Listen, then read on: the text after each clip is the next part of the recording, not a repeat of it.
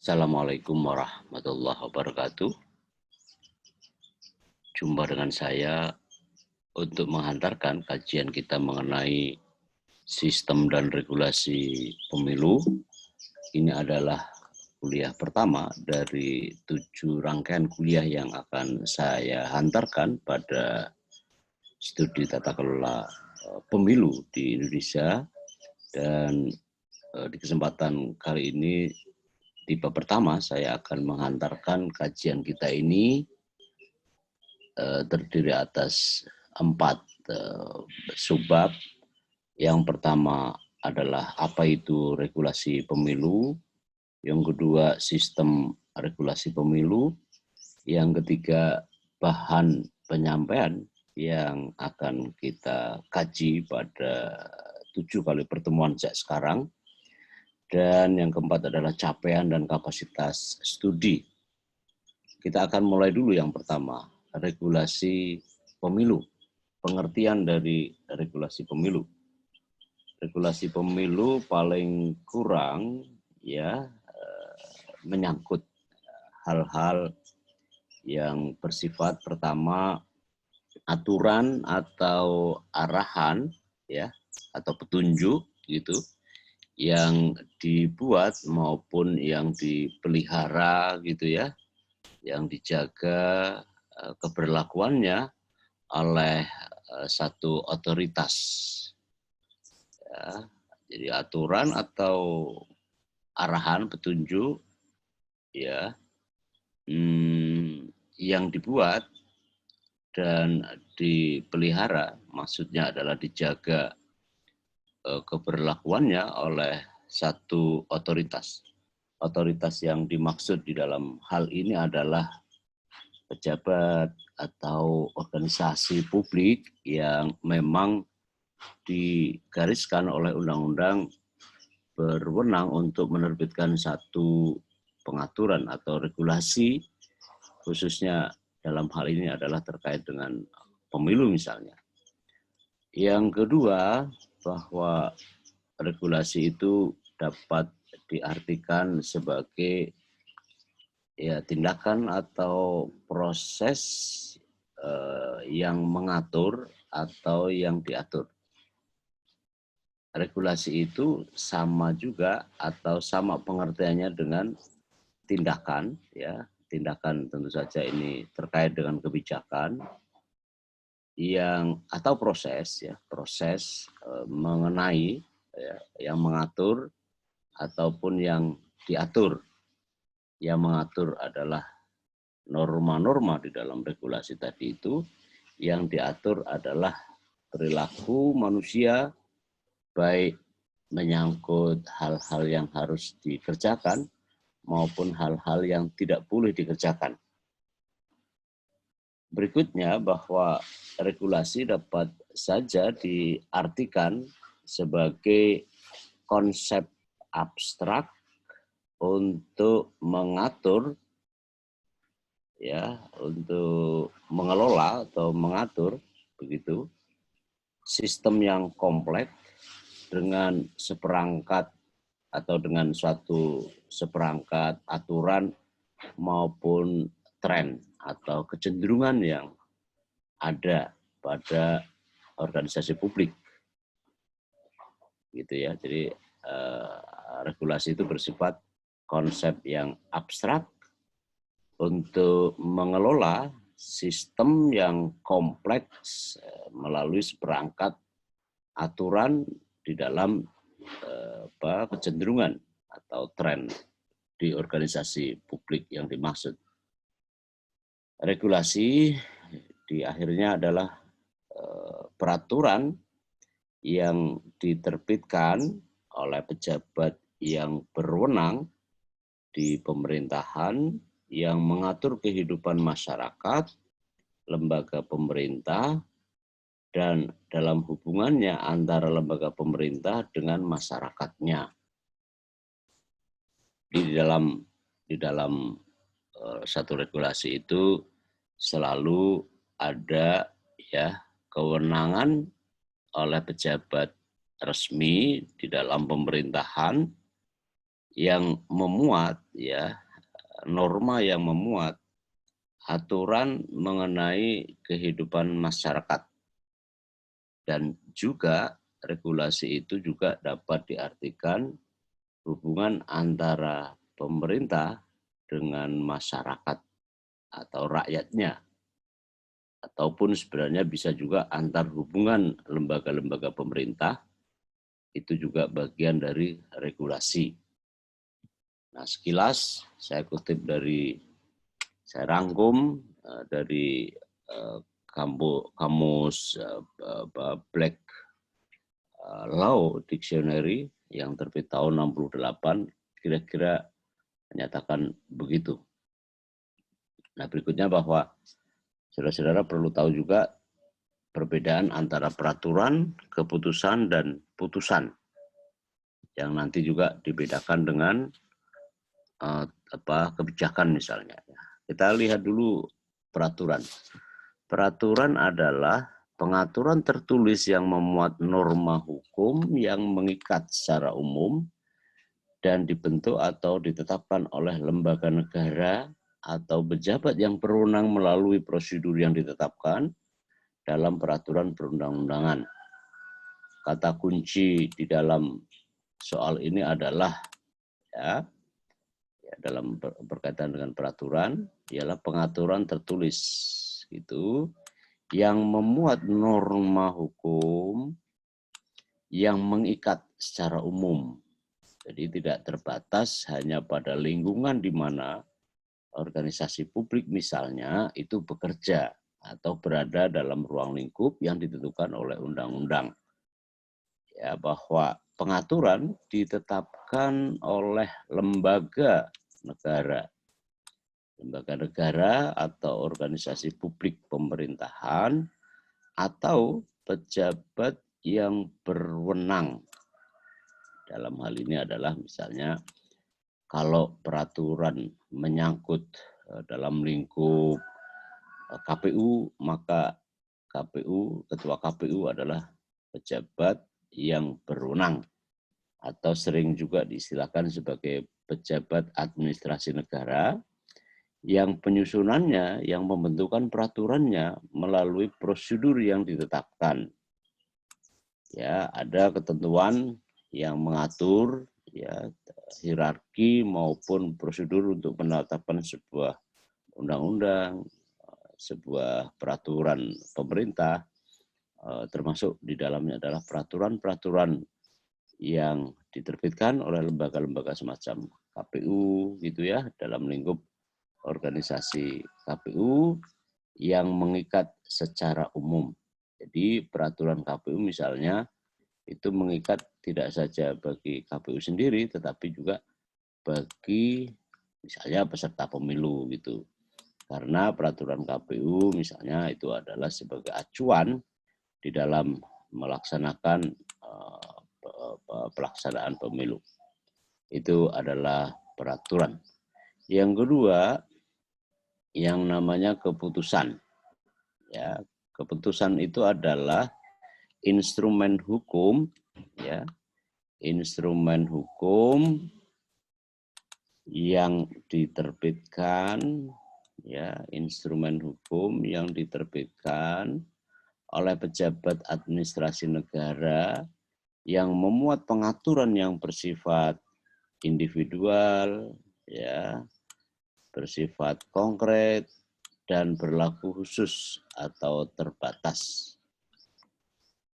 Beda antara yang pertama itu dengan yang kedua jelas sekali ya, bahwa kalau peraturan itu lebih merujuk pada pada undang-undang begitu ya, karena konsekuensi dari undang-undang itulah yang kemudian diturunkan dalam bentuk peraturan.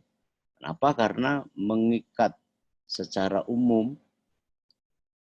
Ya, kalau keputusan itu mengikat secara terbatas dalam pengertian menyangkut individu, ya, dan itu konkret sekali perintah dari atau muatan di dalam keputusannya itu dan berlaku secara terbatas. Anda bayangkan bahwa peraturan yang dimaksud dengan ini asosiasi pikiran kita pada undang-undang dan atau peraturan-peraturan yang diterbitkan oleh sejumlah lembaga negara di kita.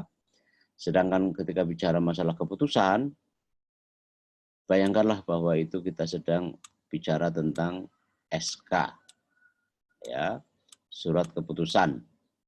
Surat keputusan ini sebenarnya istilah populer, istilah yang bukan resmi, karena yang benar menurut saya adalah cukup namanya keputusan.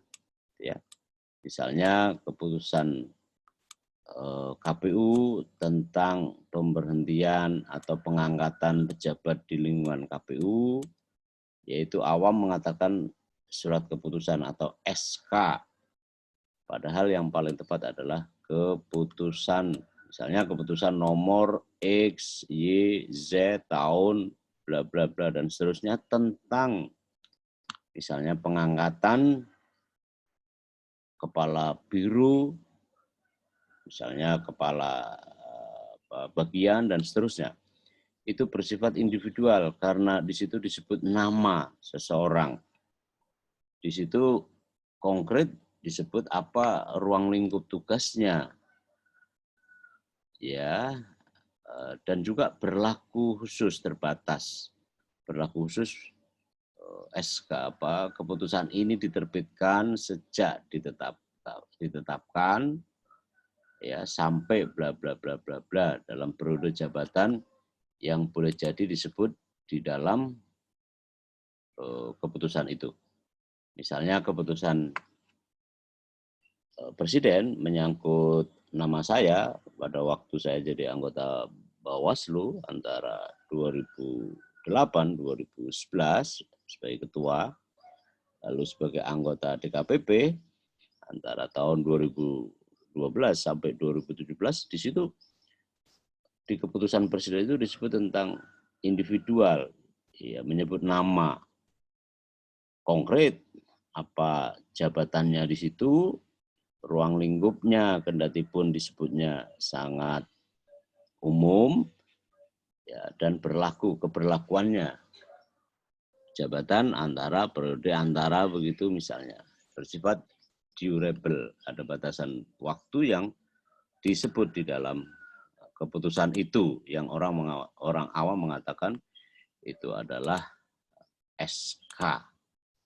Nah, itulah yang membedakan antara peraturan dengan SK. Nah, saudara-saudara, kita juga harus memahami betul mengenai selain peraturan, selain keputusan, juga adalah putusan.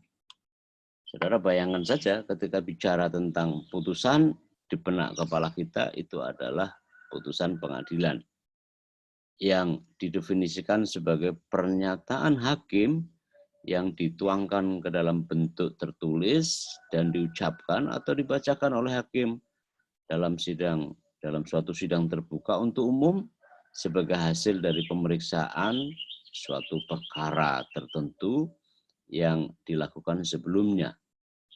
Itu adalah putusan. Nah, dengan begitu sebenarnya kita bisa membedakan antara peraturan, antara keputusan, dan antara putusan. Sekali lagi, ketika kita bicara masalah peraturan, di benak kita adalah undang-undang. Ya, lalu turunannya namanya peraturan itu.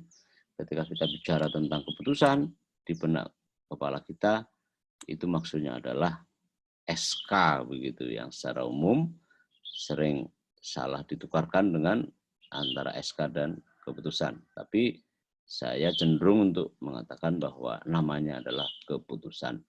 Nah, yang ketiga, ketika kita bicara tentang putusan, di benak kepala kita itu adalah putusan pengadilan dari lembaga pengadilan, yang itu sebenarnya didefinisikan sebagai pernyataan hakim yang dituangkan dalam bentuk tertulis. Jadi itu penilaian seorang atau beberapa hakim dalam satu majelis, yang itu keharusan untuk diucapkan atau dibacakan oleh hakim kepada umum, ya, sidang terbuka, dan itu adalah sebagai hasil dari pemeriksaan suatu perkara yang telah dilakukan oleh hakim sebelumnya begitu.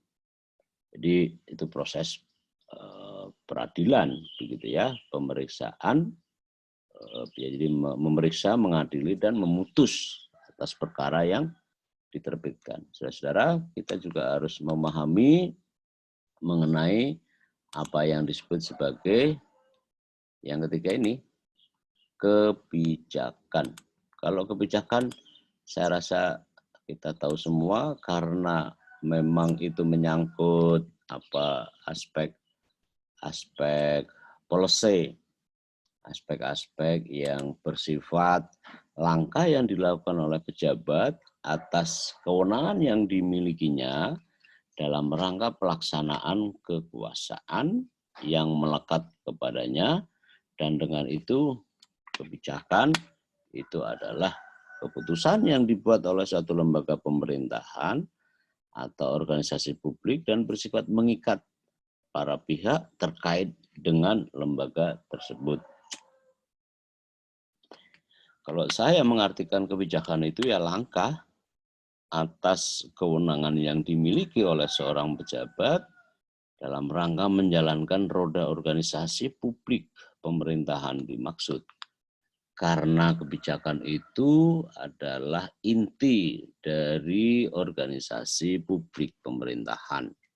Tanpa kebijakan tentu tidak akan berfungsi itu lembaga, karena memang inti dari organisasi itu adalah pengambilan keputusan yang mutlak adanya untuk suatu hal yang harus dilakukannya. Saudara-saudara, kita ingin perkuat mengenai tiga perbedaan tadi dengan menyebut tentang keputusan yang itu dibedakan ke dalam tiga ragam bentuk. Ini adalah sebenarnya penguatan pemahaman kita dari yang slide sebelum ini. Nah, keputusan yang bersifat umum dan abstrak itu yang biasa disebut sebagai mengatur, yang biasanya bersifat mengatur, regeling. Keputusan yang bersifat umum dan abstrak itu bersifat mengatur. Yang kedua, keputusan yang bersifat individual dan konkret yang merupakan keputusan yang bersifat atau bersih penetapan administrasi. Dan yang ketiga, keputusan yang berupa vonis ya, atau vonis hakim yang lazim disebut sebagai putusan. Jadi sebenarnya tiga poin untuk menjelaskan ragam bentuk keputusan ini. Kalau yang pertama ini ya di poin nomor 1 ini lebih merujuk pada peraturan tadi itu ya, karena itu bersifat mengatur. Ya. Sedangkan yang kedua, keputusan itu bersifat konkret, individual, ya, yang berisi penetapan administrasi. Ya. Kalau yang pertama ini mengatur, yang kedua menetapkan. Yang ketiga, ini yang saya sebut tadi, lazim disebut sebagai putusan. Sekali lagi di benak kepala kita ketika kita bicara tentang putusan, itu adalah lembaga pengadilan. Produk dari lembaga pengadilan itu adalah putusan.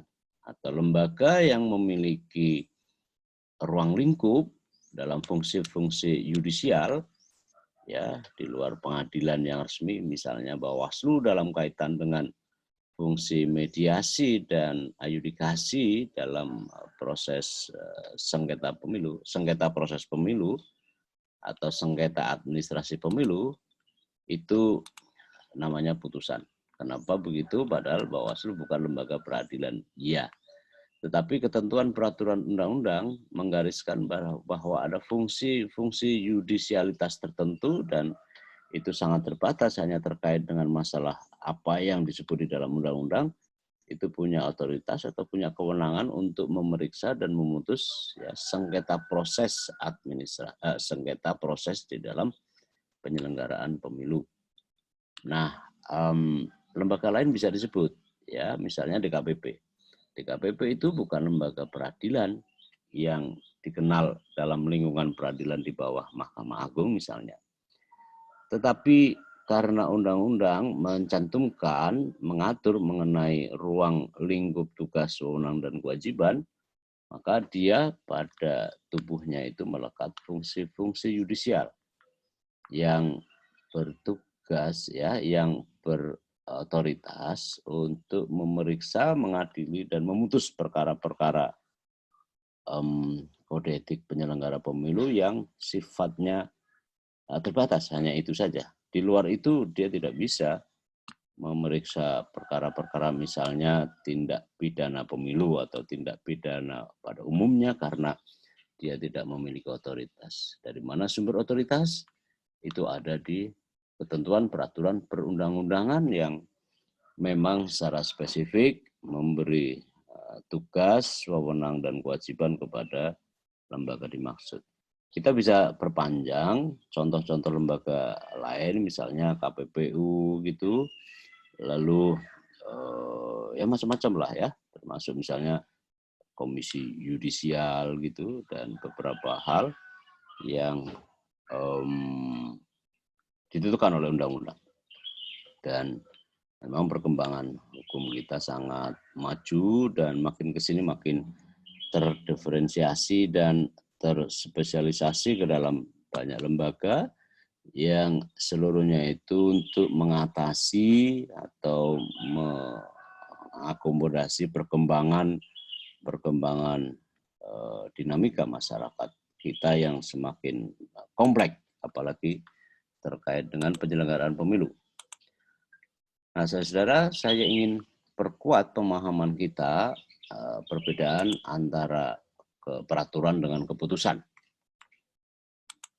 Kita yang pertama dulu, kalau peraturan itu memuat norma pengaturan yang bersifat general dan abstrak, umum, tetapi masih abstraktif. Abstrak itu tidak menyebut sebagaimana kita nanti bicara tentang keputusan, gitu ya. Sedangkan kalau keputusan itu memuat norma pengaturan yang bersifat individu dan konkret tadi itu perbedaan pertama. Jadi sifat dari umum dan sifat yang bersifat khusus. Ya, umum itu mengatur norma akan keumuman, sedangkan norma yang dimuat atau diatur di dalam keputusan itu lebih terbatas, begitu ya, atau saya sebut saja bersifat spesifik, ya, individual dan konkret, menyebut nama misalnya. Yang berikutnya berlaku terus-menerus, ya, artinya peraturan itu berlaku terus-menerus selama belum diubah atau direvisi atau diamandemen.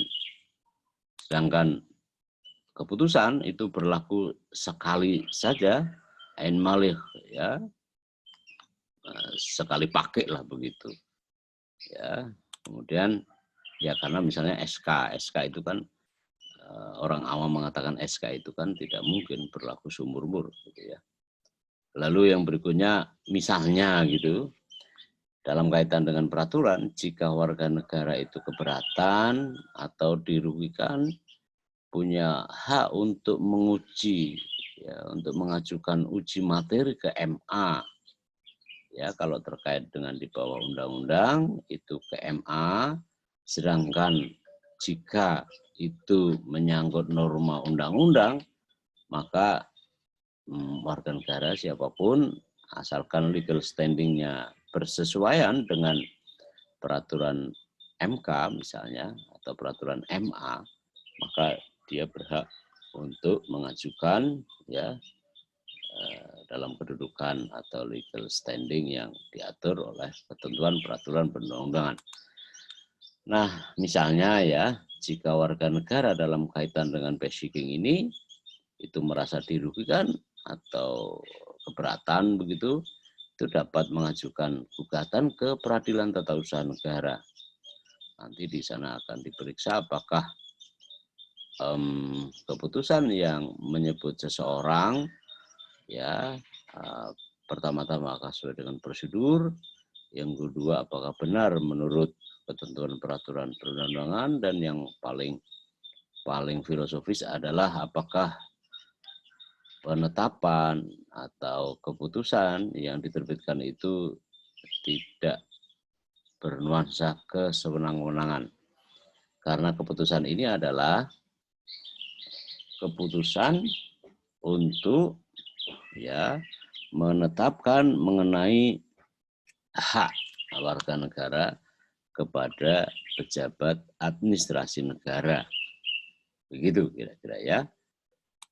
Ini saya kutip dari Prof. Jimli dalam buku yang sangat terkenal itu.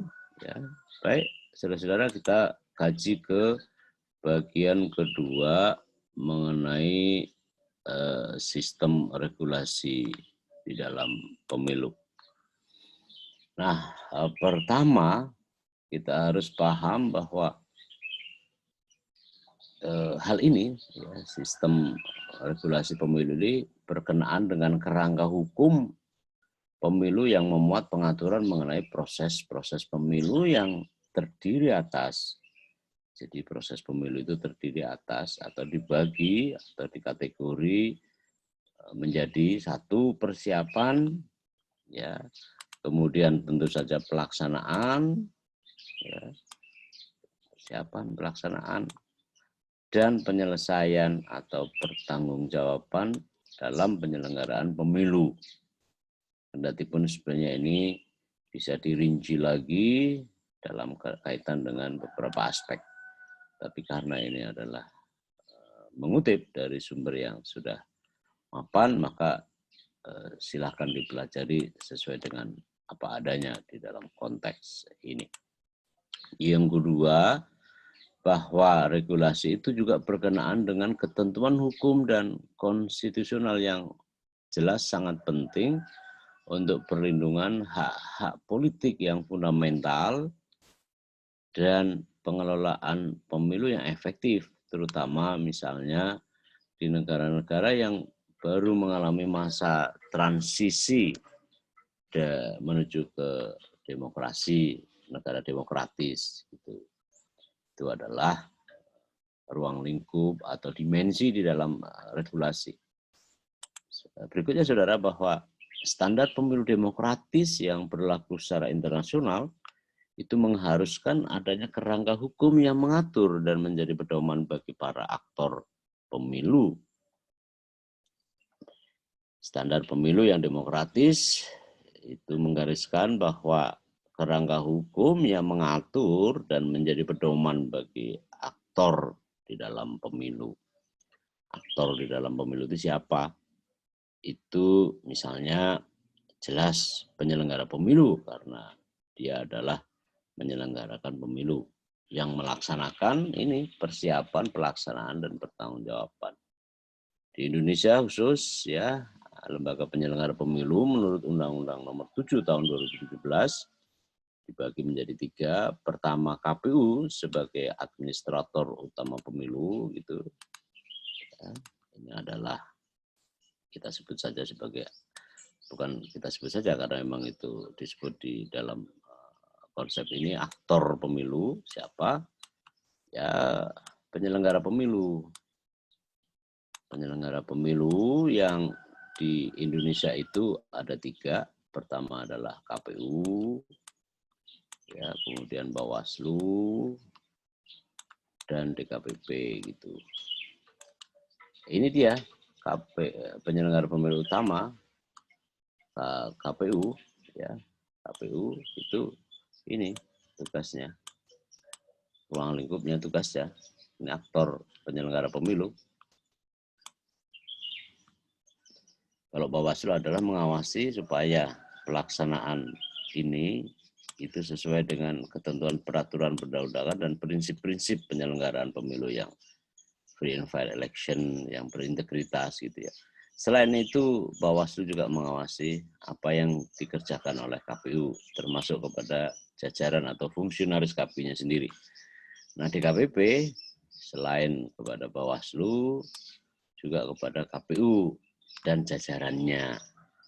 Itu adalah aktor pemilu dalam ruang lingkup pertama.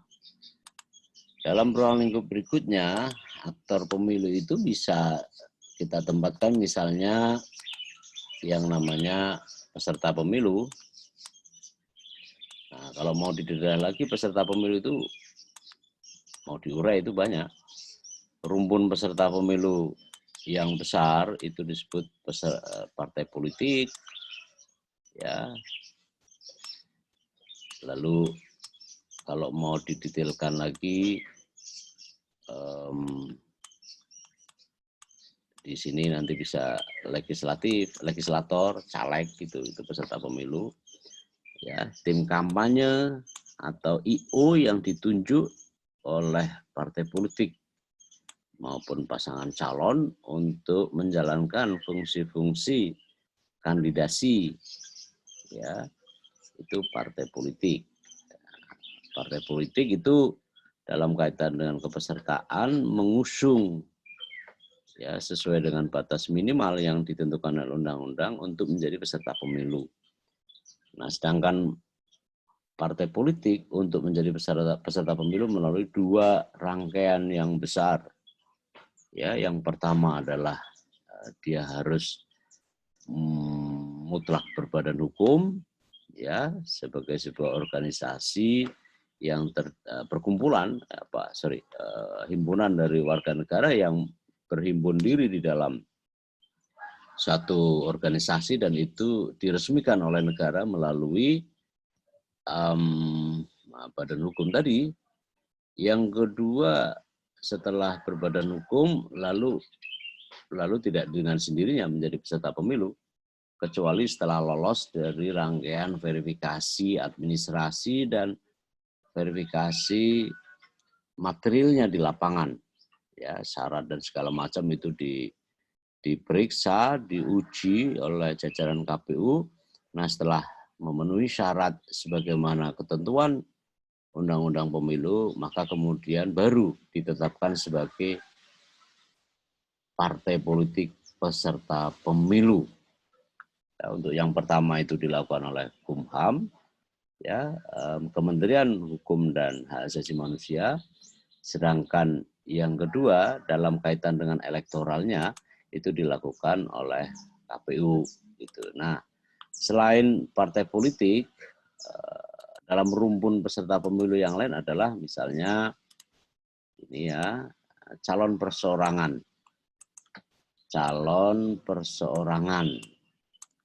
perseorangan dalam pilkada, karena calon perseorangan dalam pemilu presiden kita tidak ditentukan atau tidak diatur gitu, atau tidak dimungkinkan sebenarnya, ya.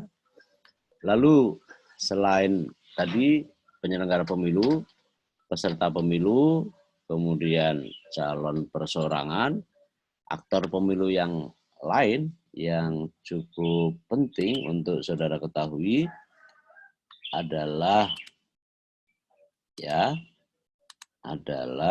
pemangku kepentingan. Ini dia kita sedang bicara ini. Ya, pemangku kepentingan. Siapa pemangku kepentingan? Adalah pihak-pihak yang punya kaitan langsung maupun tidak langsung dengan aktivitas-aktivitas suatu lembaga. Ya, nah, inilah namanya pemangku kepentingan. Nah, pemangku kepentingan karena itu kemudian dibagi menjadi dua. Kalau menurut IDEA, lembaga yang sangat bergengsi itu ada namanya primary stakeholders election gitu ya. Jadi ada pemangku kepentingan utama ialah yang punya kaitan impact langsung dengan aktivitas maupun kebijakan-kebijakan penyelenggara pemilu. Sedangkan yang kedua yang bersifat pemangku kepentingan sekunder itu sebaliknya, yang tidak secara langsung, ya, walaupun tetap ada pengaruhnya, tetapi tidak secara langsung, ya, terhadap keputusan KPU atau misalnya lembaga-lembaga yang lain, KPU atau lembaga-lembaga penyelenggara pemilu yang lain, itu adalah pemangku kepentingan. Aktor politik lain selain pemangku kepentingan, karena pemangku kepentingan ini sebenarnya istilah terminologi yang lebih luas untuk menyebut beberapa lembaga gitu ya. Karena kalau didetailkan tentu ini akan sangat panjang. Aktor politik yang lain yang cukup penting, kendati pun tidak terbatas, adalah pemilih. Siapa pemilih? Adalah warga negara yang telah berusia 17 tahun dan atau sudah kawin, dan ini yang penting, terdaftar dalam daftar pemilih. Nah, saudara-saudara, itu aktor pemilu. Nah, berikutnya regulasi juga adalah hal-hal yang mutlak ya. Regulasi itu jelas mutlak dalam pemilu. Karena bagaimana mungkin pemilu akan bisa dilaksanakan tanpa ada aturan? Pemilu tidak mungkin akan bisa dilakukan tanpa ada pengaturan, karena di situ ada namanya aturan main, gitu ya. Ada aturan main kepesertaannya dan seterusnya. Di situ diatur hak-hak pemilih, hak-hak yang dipilih kandidat, juga kewajiban-kewajiban mereka dalam penyelenggaraan pemilu, dan juga adalah penyelenggara pemilu sendiri untuk mewujudkan. Jadi penyelenggara pemilu punya kewajiban untuk mewujudkan hak-hak pemilih dan hak-hak kandidat. Begitu ya kira-kira yang harus saudara pahami, karena memang itu mutlak. Nah, saudara, kita akan lanjutkan. Saya menghimpun begitu banyak baik dari saya kutip dari norma undang-undang, dari ilmu hukum, khasana ilmu hukum, khasana ilmu politik, maupun peraturan perundang-undangan yang menentukan keterkaitan dengan soal-soal regulasi dalam arti yang luas maupun dalam arti yang lebih spesifik, yang juga saya kaitkan dengan dunia khasana elektoral yang saya pahami secara luas, maka dengan rendah hati saya ingin merumuskan satu definisi mengenai regulasi pemilu. Sistem regulasi menurut saya dapat didefinisikan sebagai satu kesatuan unsur yang terdiri atas sebagai berikut ya. Coba diperiksa satu kesatuan unsur. Karena satu kesatuan, maka tidak saling terpisahkan.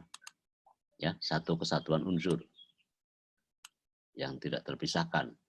Bersenyawaan, berkimiawi ya terhadap satu yang diatur begitu. Satu kesatuan unsur, unsurnya nanti kita lihat apa saja, yang terdiri atas substansi norma ya, substansi norma yang mengatur hak dan kewajiban peserta pemilu, pemilih, penyelenggara pemilu, dan para pemangku kepentingan. Ini mengacu pada substansi aktor ya di dalam pemilu menyangkut hak dan kewajiban masing-masing baik peserta pemilu, pemilih, penyelenggara pemilu, dan pemangku kepentingan dalam pemilu tadi itu. Nah, saudara, ingat kata-kata substansi norma. Substansi norma ini satu aspek, satu dari 3 aspek dalam sistem hukum ya yang merupakan atau bagian dari gagasan ahli di dalam hukum. Ya. Berikutnya, lupa saya ya nama ahli yang tadi itu. Padahal itu sangat terkenal ya. Baik, yang kedua nanti kita akan lihat juga. Unsur yang tidak kalah penting di dalam soal sistem ini adalah ya struktur regulasi. Di dalam regulasi selalu ada struktur-struktur yang mengatur struktur-struktur. Tentu saja struktur di atas membawahi struktur di bawah. Di dalam struktur-struktur tadi itu ada susunan-susunan kelembagaan maupun personalia yang itu seluruhnya mengikat, mengharuskan keterikatannya, karena bagaimana nanti misalnya administrator pemilu serta pihak yang memiliki otoritas di dalam penyelenggaraan pemilu itu memenuhi kewajiban. Jadi memenuhi kewajiban yang menjadi hak. Jadi kewajiban yang menjadi hak. Ketika penyelenggara pemilu menunaikan kewajiban karena ada tanggung hak yang harus diterima. Jadi penyelenggara pemilu dalam kaitan dengan pemilu mengharuskan kewajiban dan menjadi kewajiban itu menjadi hak bagi beberapa pihak, ialah misalnya pemilih, penyelenggara begitu, lalu para pemangku kepentingan yang lain. Jadi hak bagi orang, bagi peserta pemilu dan seterusnya tadi itu adalah kewajiban untuk menunaikan kewajiban tadi itu untuk kemudian mewujudkan hak-hak yang harus dimiliki oleh peserta pemilu, pemilih dan seterusnya tadi itu ya. Yang berikutnya, karena sistem maka penting untuk disebut mengenai ini perilaku. Perilaku ini lebih menunjuk pada kultur, budaya, pada budaya regulasi, pada struktur regulasi, pada budaya regulasi, ya itu yang di dalam hukum ya, di dalam sistem regulasi ini ya. Nah, saudara bahwa memang itu menjadi kerangka yang penting ya, tentang sistem regulasi ini, dan memang itu harus dipahami secara baik oleh saudara-saudara karena memang jadi bagian yang sangat penting di dalam kita merumuskan mengenai sistem regulasi yang ada dalam penyelenggaraan pemilu misalnya ya. Baik, berikutnya ya, berikutnya saya sedang mencari panel itu ya yang terkait dengan masalah ini ya teknis. Yang berikutnya adalah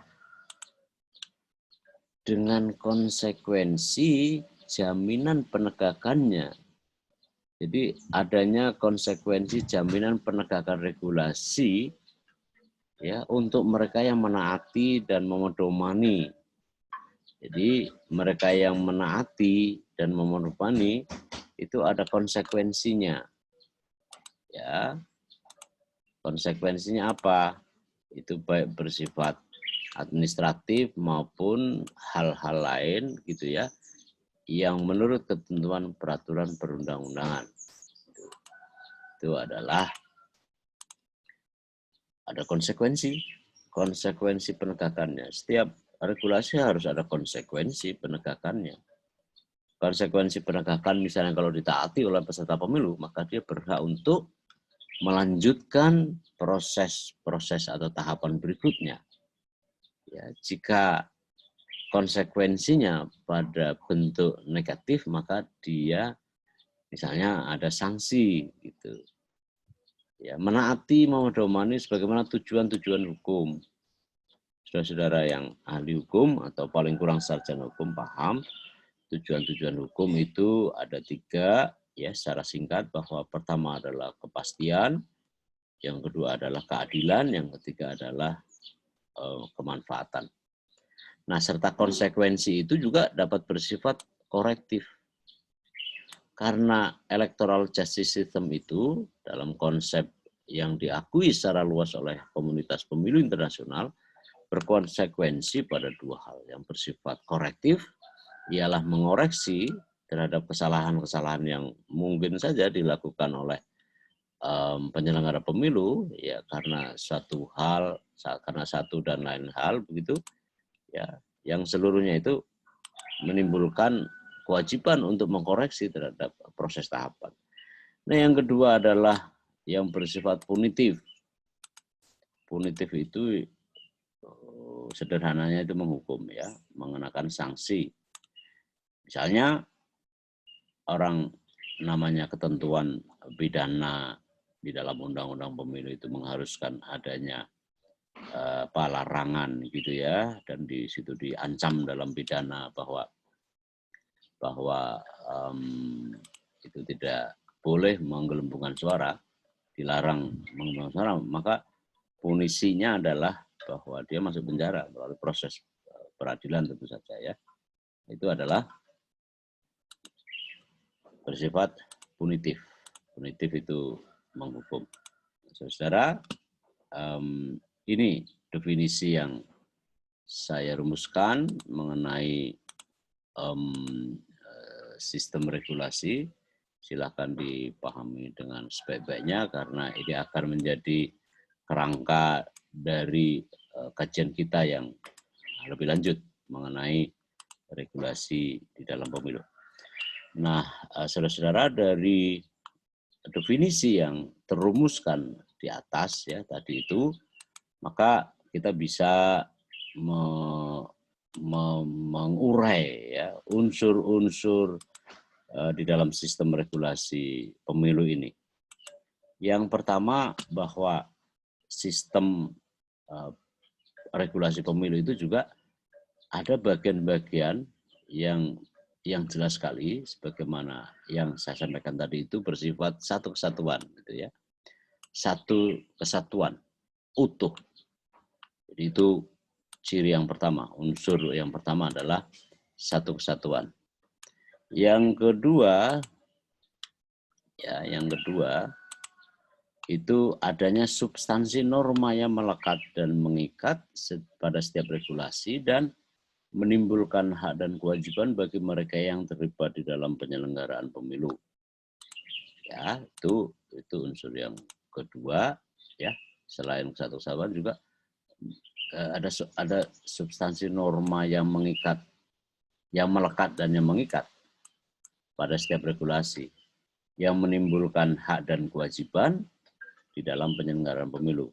Kewajiban penyelenggara pemilu adalah hak bagi peserta pemilu. Ya, begitu kira-kira. Nah, yang berikutnya yang cukup penting juga bahwa ini dia adanya pihak-pihak dalam pemilu.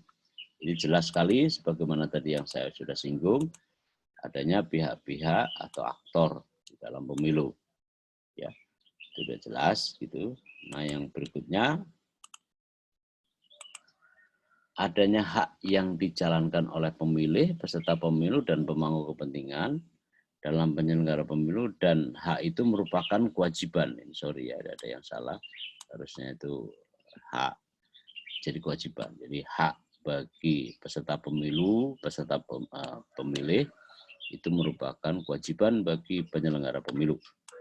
Nah, berikutnya adalah adanya struktur-struktur tertentu ya dalam hierarki kerangka regulasi pemilu dan menempatkan regulasi yang diterbitkan oleh otoritas pemilu lebih atau paling tinggi menjadi pedoman penyelenggaraan pemilu bagi penyelenggara pemilu yang lebih rendah atau di bawahnya gitu. Jadi 6 ciri atau 6 unsur ini akan nanti mewarnai kajian kita gitu. Ya, dan saudara saya undang untuk memahami dengan lebih cermat mengenai soal ini. Ini adalah 1 sampai 5. Nah, kita akan lanjut ke berikutnya di unsur yang ke-6. Nah, unsur yang ke-6 adanya tujuan dari diterbitkannya regulasi dalam kaitan dengan pemilu tentu saja untuk pemilu yang jujur dan adil, pemilu yang berintegritas, atau paling enak dirumuskan menjadi pemilu yang free and fair election gitu. Ya, itu adalah ke-6. Nah, ke-7 adanya cita hukum dea desreh ya, di dalam regulasi pemilu ialah kepastian, keadilan, dan kemanfaatan. Nah, yang ke-8 adanya perilaku yang diharapkan dengan sistem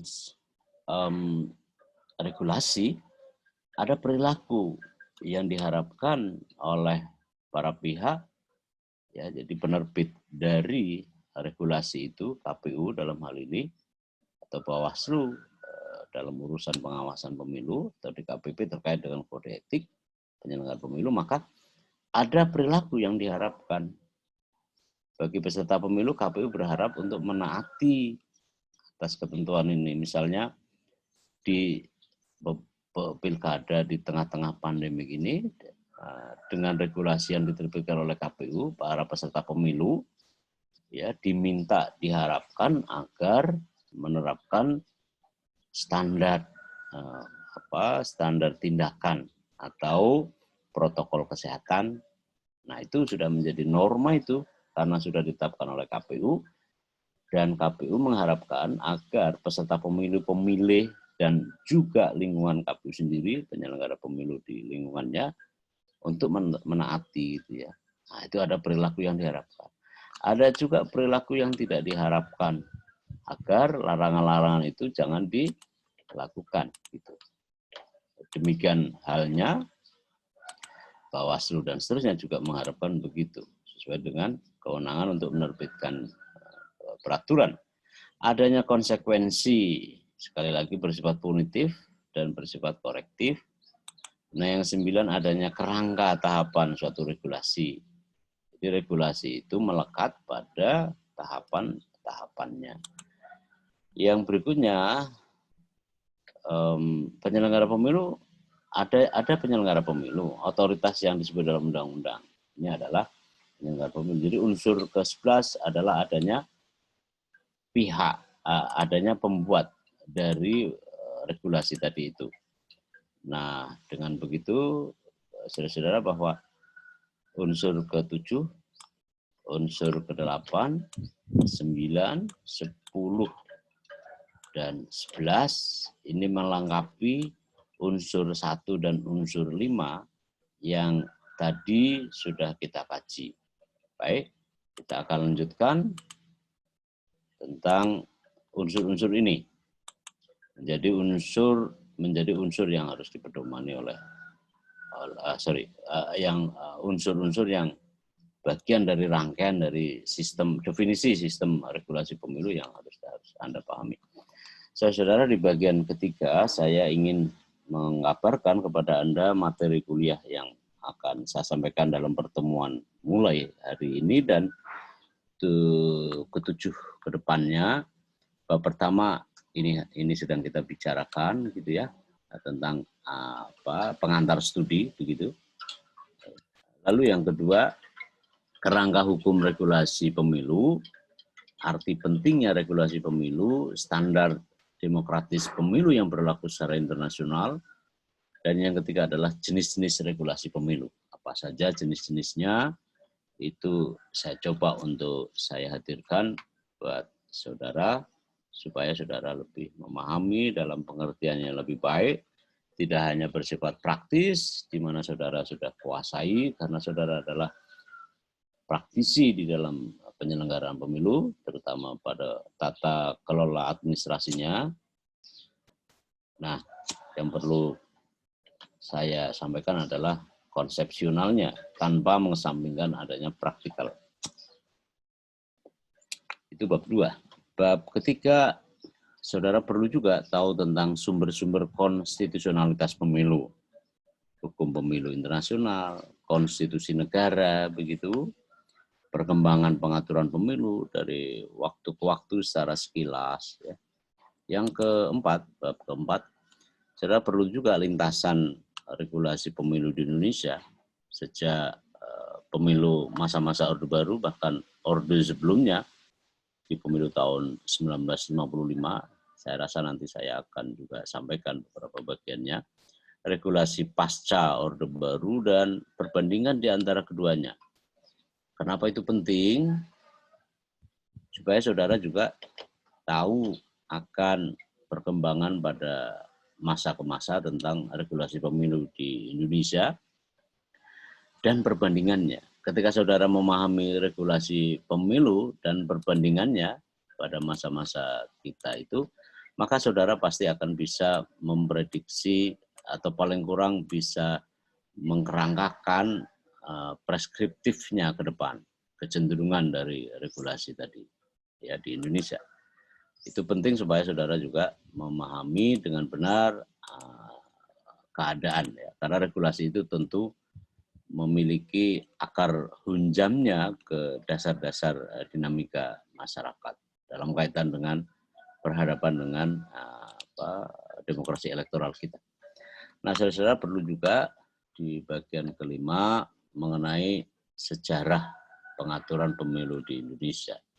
Sekali lagi pada masa Orde Baru, pasca Orde Baru, dan perbandingannya.